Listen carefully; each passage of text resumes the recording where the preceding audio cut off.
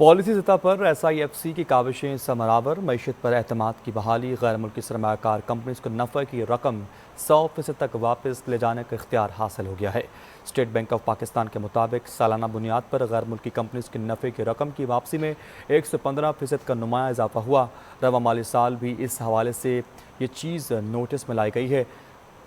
Policy सतह पर SIFC की काविशें समर आवर रखी गई हैं। मईशत पर एतमाद की बहाली, गैर मुल्की सरमाकार कंपनीज को नफ़े की रकम 100% तक वापस ले जाने का इख्तियार हासिल हो चुका। स्टेट बैंक के मुताबिक सालाना बुनियाद पर गैर मुल्की कंपनीज की नफ़े की रकम वापसी में 115% का नुमाया इजाफा देखने में सामने आया। रवा माली साल के पहले 10 माह में गैर मुल्की कंपनीज की $1.8 अरब की नफ़े की रकम वापसी की गई और कामयाब सरमाकारी का ये वाज़ेह इंदिया है। मुआशी माहिरीन ने कहा कि नफ़े की रकम की वापसी में तेज़ी IMF प्रोग्राम और जामे मुआशी पॉलिसी के बाइस मुमकिन हुई। गैर मुल्की कंपनीज की आमदनी में बेहतरी मईशत की बहाली की वाज़ेह अलामत है।